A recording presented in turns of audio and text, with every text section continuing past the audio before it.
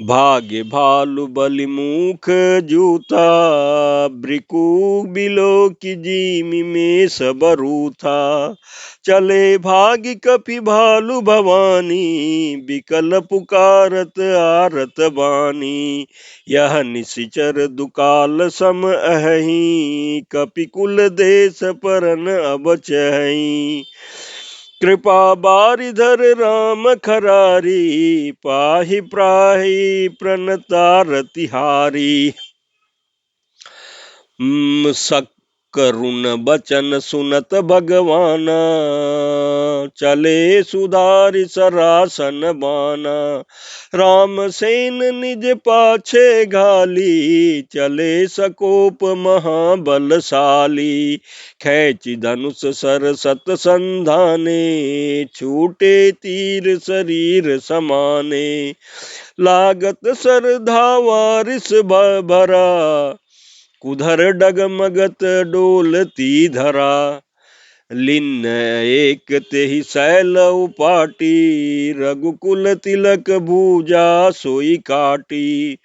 धावा बाम बाहु गिरिधारी, प्रभु सो भुजा काटी मही पारी। काटे भुजा सो हखल कैसा, पच्छइन मंदर गिरि जैसा। उग्र बिलोकनि प्रभु ही बिलोका, ग्रसन चहत मानहु त्रैलोका। करि चिक्कार घोर अति, धावा बदनु पसारी।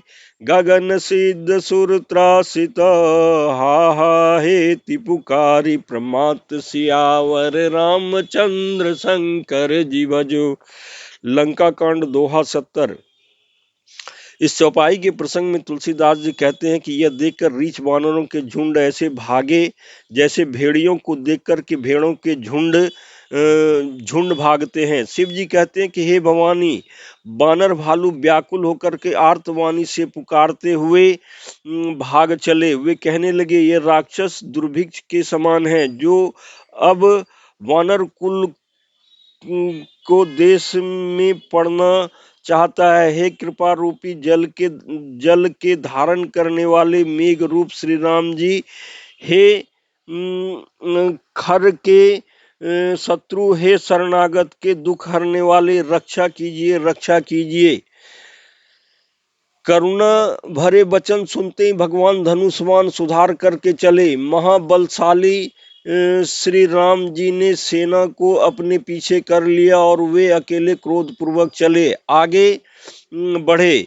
उन्होंने धनुष खींचकर 100 बाण संधान किए। बाण छूटे और उसके शरीर में समा गए। बाण के लगते ही वह क्रोध से भरकर दौड़ा। उसके दौड़ने से पर्वत डगमगाने लगी और पृथ्वी हिलने लगी।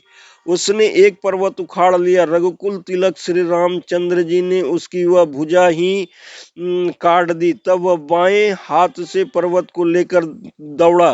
प्रभु ने उनकी वह भुजा भी काट कर पृथ्वी पर गिरा दी। भुजाओं के कट जाने से वह दुष्ट कैसी शोभा पाने लगे, जैसे बिना पंख का मंदराचल पहाड़ हो। उसने उग्र दृष्टि से प्रभु को देखा, मानो तीनों लोकों को निगल जाना चाहता हो। वह बड़े जोर से चिघाड़ करके मुंह फैलाकर दौड़ा। आकाश में सिद्ध और देवता डरकर हा हा हा इस प्रकार पुकारने लगे।